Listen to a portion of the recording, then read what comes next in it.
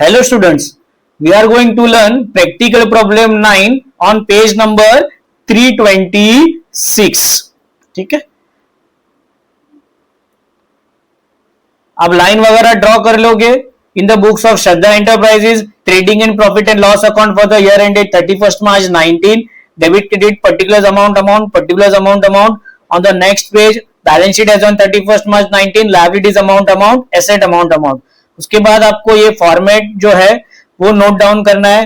To opening stock, to purchase less purchase return, और on the credit side by sales less sales return.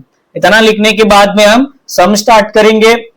Opening stock, trading debit, ठीक है, already जगह बना के रखिए, वहां पे आप अमाउंट लिख दोगे.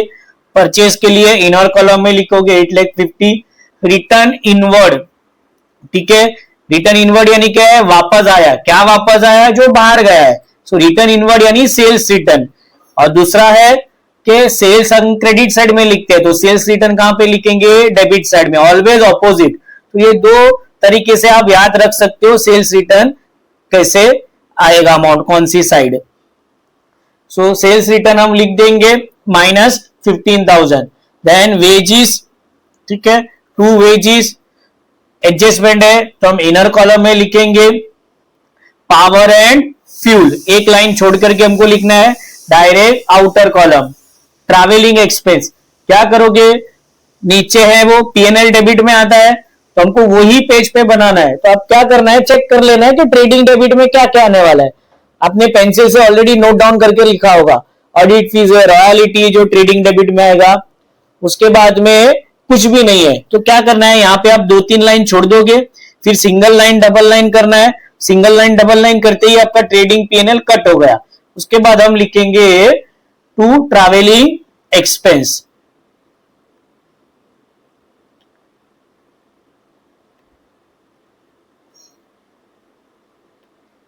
ठीक है, कोई एडजस्टमेंट नहीं है तो आउटर कॉलम में लिख देना.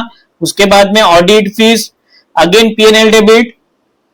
रॉयलिटी कहां पर जाएगा आपका, ट्रेडिंग डेबिट, ठीक है, कोई एडजस्टमेंट नहीं है, outer column. Discount, PNL debit. Then postage, again profit and loss debit. Bad debts, आपको चार्ट ड्रॉ करना है, ठीक है. क्या चार्ट है आपका, to old bad debts plus new bad debts plus new RDD minus old RDD. जो trial balance में दिया है वो दोनों ओल्ड है, ओल्ड बैड डेब्ट्स और ओल्ड आरडीडी, ठीक है. तो जो 3,000 दिया हुआ है इनर कॉलम में बैड डेब्ट्स के सामने आप लिख देना, ओल्ड बैड डेब्ट्स के सामने. Sundry debtors, balance sheet asset में हम आ जाएंगे, ठीक है. बैलेंस शीट डेटर्स के ऊपर 2 एडजस्टमेंट है, तो आपको कितनी लाइन छोड़नी है, 3 लाइन छोड़नी है. Then furniture,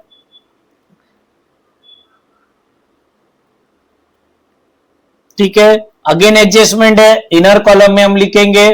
then plant and machinery, एक लाइन छोड़ करके हम लिखेंगे इनर कॉलम में. Then it comes to freehold premises, premises यानी बिल्डिंग, ठीक है, again it is asset for us, adjustment है इसीलिए मैं सारे इनर कॉलम में लिखते जा रहा हूं. Then the rent, rates and insurance, ठीक है, तो कहां पे आएगा आपका, पीएनएल डेबिट में, ठीक है. एडजस्टमेंट है, रेंट, रेंट्स एंड इंश्योरेंस पे 2 एडजस्टमेंट है, ठीक है. तो आप 2 डॉट किए हुए हैं और 3 लाइन छोड़ना है. Is that clear. तो यहां पे आपको 3 लाइन छोड़नी है. तो हमारा डेबिट साइड का पोस्टिंग हो गया. Now will move on to the credit side. Capital, balance sheet liability हम इनर कॉलम में लिखेंगे, ठीक है. Then sundry creditors, leaving some line 3 to 4 lines, and we will write in the sundry creditors again in the in the outer column. कोई adjustment नहीं है इसीलिए. Then the next is bills payable. Bills payable again we will write it down below the sundry creditors. It is a liability. Sales, trading credit में हम चले जाएंगे, inner column में लिखेंगे, ठीक है. और नीचे हमने सेल्स रिटर्न ऑलरेडी लिखा हुआ है, माइनस करके अमाउंट आउटर कॉलम में लिख देंगे. देन रिटर्न आउटवर्ड, ठीक है। रिटर्न आउटवर्ड यानी बाहर जा रहा है, क्या बाहर जाएगा, जो अंदर आया है।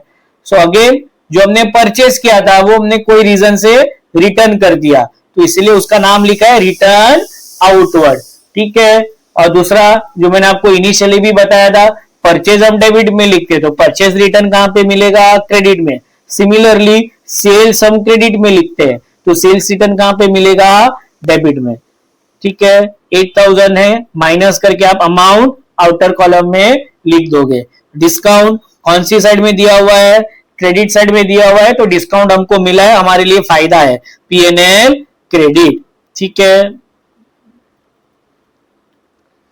बाय डिस्काउंट, बैंक ओवरड्राफ्ट हमारी लायबिलिटी है। What is the meaning of bank overdraft sir, बहुत सिंपल है। आपके अकाउंट में 5000 रुपीज है, आपने किसी को 10,000 का चेक दिया हुआ है, तो जनरल टर्म्स में ऑब्वियस है 5000 रुपए अकाउंट में और हमने 10,000 का चेक दिया होगा तो चेक पास नहीं होगा। लेकिन अगर आपके अकाउंट के साथ में ओवरड्राफ्ट फैसिलिटी जुड़ी हुई है, ओवरड्राफ्ट फैसिलिटी आपके अकाउंट में है, तो आपका चेक पास हो जाएगा। लेकिन बैंक स्टेटमेंट में क्या लिख कर आएगा, -5000, यानी बैंक ने आपको टेम्पररीली लोन दी हुई है, तो उसको हम बोलते हैं बैंक ओवरड्राफ्ट। यानी 31 मार्च को अगर आपका बैंक बैलेंस नेगेटिव है, तो हम कहां पे लिखेंगे उसको, लायबिलिटी में, और उसको क्या बोलेंगे, बैंक ओवरड्राफ्ट, ठीक है। ये फैसिलिटी जो आपका करंट अकाउंट होता है उसके साथ लिंक होती है, तो bank overdraft will always be liability, और हमने भी क्रेडिट बैलेंस में ही क्वेश्चन में दिया हुआ है। Reserve for bad and doubtful डेब्ट, ठीक है, ये आरडीडी है, ट्रायल बैलेंस में दिया हुआ है, इसीलिए कौन सा आरडीडी है, ओल्ड आरडीडी है।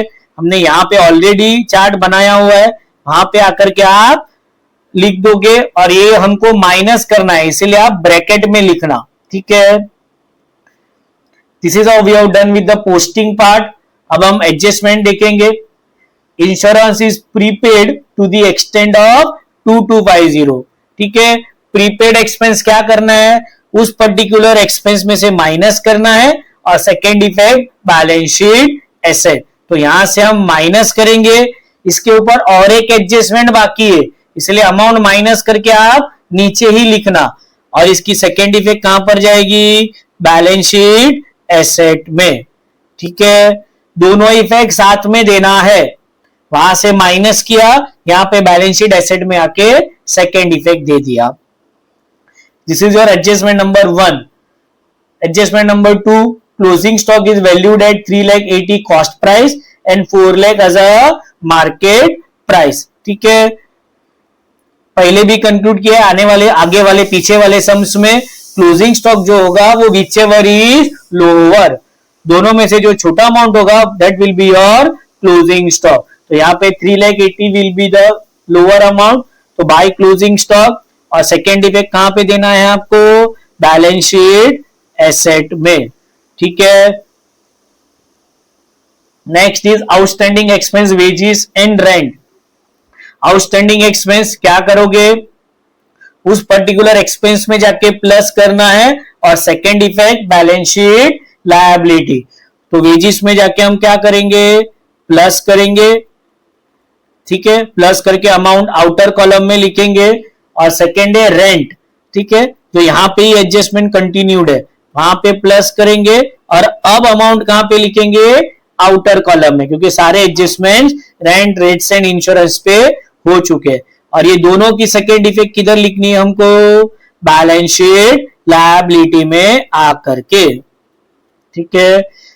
प्रेजेंटेशन कैसे करोगे, that is a more than one outstanding expense. Outstanding expense underline करोगे, वेजेस रेंट टोटल मार के बाहर लिखोगे, ठीक है। Now adjustment number 4, right of further bad debts 1,500 and provide 5% reserve for doubtful डेब्ट। सो आप डेटर्स में आ जाओ, जो एडजस्टमेंट में दिया है वो कौन सा बैड डेब्ट्स है, नया वाला, वहां से माइनस करोगे, माइनस करके अमाउंट अंडर के कॉलम में ही नीचे लिखोगे, ठीक है। ये कौन सा बैड डेब्ट्स है, नया वाला, चार्ट में जाके इसका आपको सेकेंड इफेक्ट देना है, ठीक है।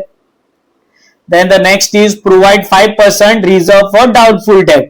Again this is a new RDD, adjustment में दिया है वो न्यू होता है, ये हम नाम दे रहे, ठीक है।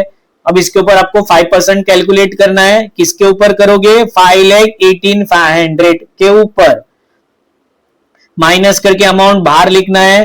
फिर ये जो 25,925 है न्यू आरडीडी, इसका सेकेंड इफेक्ट चार्ट में आपको लिखना है। अब आप क्या करोगे? दोनों एडजस्टमेंट हो चुके हैं, सेकेंड इफेक्ट भी दे दिए। अब चार्ट में सारे अमाउंट आ गए हैं, ठीक है। ये तीनों amount old bad debts, new bad debts और न्यू आरडीडी तीनों को प्लस करना है और ओल्ड आरडीडी को माइनस करना है। वो आपको आउटर कॉलम में लिख देना है, ठीक है। Now the last adjustment, depreciation on furniture, plant and machinery and free hold premises. एक एक को हम डेप्रिशिएट करते जाएंगे, यहां से माइनस करेंगे। ऑलवेज राइट द परसेंटेज, तो आपकी मिस्टेक नहीं होगी, ठीक है। Then plant and machinery calculate करना है अमाउंट, आउटर कॉलम में लिख दोगे। देन फ्री होल्ड प्रीमाइसेस 15%, ठीक है, बाहर लिख दोगे। अब तीनों डेप्रिसिएशन का सेकेंड इफेक्ट देना भूलना नहीं है। All the adjustment as a two effect, ठीक है। और प्लस करके आप आउटर कॉलम में लिख दोगे। टू डेप्रिसिएशन अंडरलाइन करोगे, तीनों डेप्रिसिएशन को इनर कॉलम में लिखोगे और आउटर कॉलम में आपको लिख देना है। This is how we have done with all the adjustments, ठीक है। सम को कैसे क्लोज करना है ये ऑलरेडी मैंने प्रैक्टिकल प्रॉब्लम 5 और 8 ये दोनों सम में बताया हुआ है। You have to follow the same procedure to close the all the sums, ठीक है। So I am ending my video over here. सारा पोस्टिंग और एडजस्टमेंट हो गया है। आपको क्लोज करने के लिए previous video that is practical problem 5 और 8 आप देख सकते